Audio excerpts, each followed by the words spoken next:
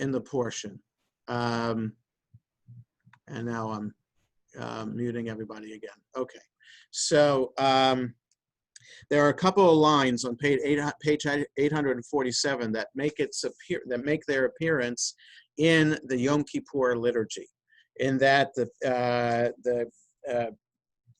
Moses prays on the people's behalf in order to not totally annihilate the people, but to keep the people, not to start over again with Moses, but to keep having faith in the people and let there still be a people of Israel. So it says on the bottom of 846, therefore I pray, let my Lord's forbearance be great as you have declared, saying, the Lord slow to anger and abounding in kindness, forgiving iniquity and transgression, yet not remitting all punishment, but visiting the iniquity of fathers upon children, upon the third and fourth generation. Okay, so that is familiar to us in a slightly different form from the Ten Commandments, what we sing when we take the Torah out of the ark on the holidays, Adonai, Adonai, El Rachum Vechanun. It's a different version of that, but the same idea. But then, verse 19, Salachna la'avon ha'am hazeh kegodel chastecha, v'cha'asher nasata la'am hazeh mimitzrayim ve'ad hena. That is a phrase, pardon, I pray, the iniquity of this people according to your kindness, as you have forgiven this people ever since Egypt. It's something that repeats throughout every single service on Yom Kippur, from Kol Nidre all the way through Ne'ilah, in the section before the Ashamnu, when we beat our chest. There's a long section there asking God for forgiveness for our sins. We have this verse, Salachna la'avon hazeh kegodel chastecha. And then verse 20 is a verse that we sing right when we have taken the Torahs out of the ark. As Kol Nidre is being recited, we recite the Kol Nidre paragraph 3 times, then we put the Torahs back in the ark, and then we repeat after the cantor a couple of the lines, one of them being, Vayomer Adonai, Salachti kidvarecha. In fact, it's recited 3 times. Vayomer Adonai, Salachti kidvarecha. Vayomer Adonai, Salachti kidvarecha. 3 times. Recite that. My nusach isn't very good, and I'm not a great singer, but it's something like that at the end of that Kol Nidre, the very first page of the Kol Nidre service. And God said, I pardon as you have asked. Right? So in other words, we're setting the stage as we begin Yom Kippur, knowing that God's going to forgive us. And we're quoting God in the liturgy from the Torah from right here to convince God to forgive us even this year as well. So now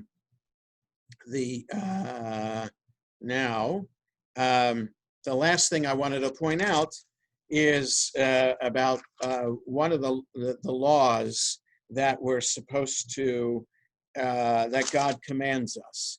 And that is, on page 851 and 852, Numbers chapter 15, verse 17. It's the beginning of the 6th Aliyah, if whatever version of the Chumash you're using. Look for the 6th Aliyah for Shelach Lecha, and we find this, beginning with verse 17. The Lord spoke to Moses, saying, speak to the Israelite people and say to them, when you enter the land to which I am taking you, and you eat of the bread of the land, you shall set some aside as a gift to the Lord. As the first yield of your baking, you shall set aside a loaf as a gift. You shall set it aside as a gift, like the gift from the threshing floor. You shall make a gift to the Lord from the first yield of your baking throughout the ages. Okay, so those of us who bake bread, specifically challah, but it's a certain amount of challah. If you only bake 1 or 2 challahs every week, you don't have to fulfill this commandment. The rabbis say, and there's halacha lama'aseh, every few pages in our edition of the Chumash, there's a gray box on the bottom of the page. If you look on the bottom of 852, you see what is the law that we learn from this today, and how do we fulfill this law today? The first yield of your baking. Jews are responsible for separating challah when baking bread made from at least 3 pounds of flour of any of the 5 grains: wheat, barley, spelt, rye, and oats. Okay, so taking challah, which is the command here, has become the word for challah that we eat. All right, so it's a combination. We eat challah, the braided bread for Shabbat is called challah, but the commandment here is to take challah, to take a pinch from the dough and set it aside and burn it as our offering to God, to say thank God for the bounty that we are privileged to have so that we can bake bread. And it's not, we should always be thinking when we are baking bread, which is a staple of life, that it's thanks to God that we're able to eat. Okay, so according to the rabbis, it's not if you're just baking 1 or 2 loaves, because that's usually less than 3 pounds. If you're using 3 pounds or more, then you have to take out this pinch and set it aside and do this. And this is something I do when I bake challah for my home. I use a 5-pound bag of flour, and I bake 6 challahs at a time. So for that size, then we are supposed to take this aside. And then you recite a blessing. So what the gray box says, this offering is not to be confused with braided egg bread used for Shabbat, which is also called challah, right? To take challah, one recites the blessing. It would be Baruch atah Adonai Eloheinu melech haolam, asher kitshanu b'mitzvotav v'tzivanu, because it's a mitzvah to do this. So it's the asher kitshanu formulation. And then asher kitshanu b'mitzvotav v'tzivanu commanded us lahafrish challah min ha'isa, to separate the challah, this portion of dough, from the rest of the dough. So by separating this pinch, the pinch is called challah, you're separating the pinch, challah, from the rest of the dough. And separate a symbolic piece of dough, at least the size of an olive, and burn the dough in the oven. So you'd wrap It's the uncooked dough? So you take right, that's right. So the process for doing this is the way I do it, and is you knead the dough, right? You put the challah with the yeast and the eggs and the oil and sugar, whatever you're doing, knead it all up, let it rise, and then as you take the dough out of the bowl, before you separate it out into the rolls to make the braided loaves, you take that pinch, right? So I do it from the already risen bowl of dough, and it's just like it says, an olive bulk's worth of it. So it's not a very big pinch at all, and wrap it in foil and put it in the oven, that in which the challah, the loaves themselves are going to be baking. Okay, and so you just leave it in there, and whenever the challah is done baking, you can take that little dough out of the oven and then throw it away. But that's kind of like our symbolic offering on the altar, that of all the offerings that used to be done in the time of the temple in Jerusalem. So it's thrown away? It would be thrown away afterwards, right? You're not going to have an oven full of these. Yeah, there's nothing to do with it afterwards. In other words, even so, let's look below the line, right above this gray box. The offering of dough is different from the offering of first fruits or the firstborn of the flocks. It represents the human achievement of mixing several ingredients to make something new, different from any of its components. Even the products of human creativity are to be considered gifts from God. To this day, Jewish tradition calls for bakers to discard a pinch of dough before baking bread. Yeah, so it's just discarding it this way in the oven. And then, yes, it's absolutely permitted to clean out the oven from it afterwards, right? And even in the temple in Jerusalem, if any of the sacrifices that were offered were meant to be burnt whole on the altar, the ashes were still cleaned out. They were buried in a sacred location, but still the altar was cleaned out nonetheless. And so, yeah, that's how we would do it today. And now the commentary is actually pointing out something that could be confusing as well.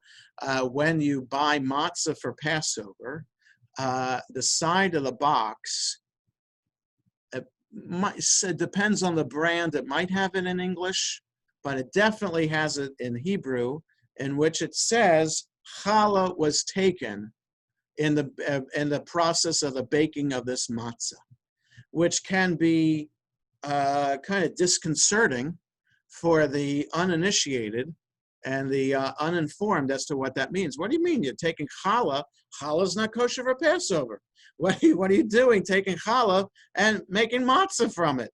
What does that mean? Oh, so what it means is when the Streitz or Manischewitz or Horowitz Margaretten or whatever other Yehuda matzah in Israel or whatever other brands, Osem, you're baking huge batches of matzah, which is much more than 3 pounds of flour to do that.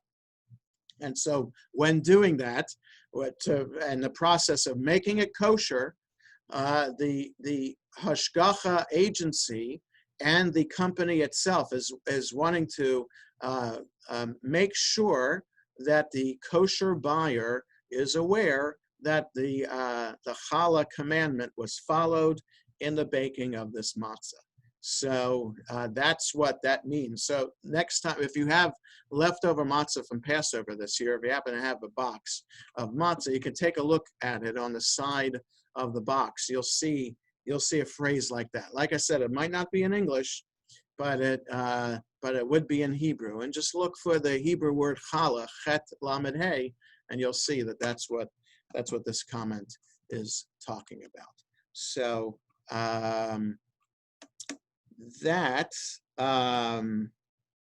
one other thing we can talk about, and we'll end for today with this comment. It's interesting that we also learn not just that some of these sentences about God forgiving the people is incorporated into the Yom Kippur liturgy, but also the concept that we need 10 people in order to make a minyan, in order to have the minimum requirement of public prayer, is also taken from this portion. So the 10 spies themselves are called, back on page 847, just a second. Yes, it's verse 27. Yes.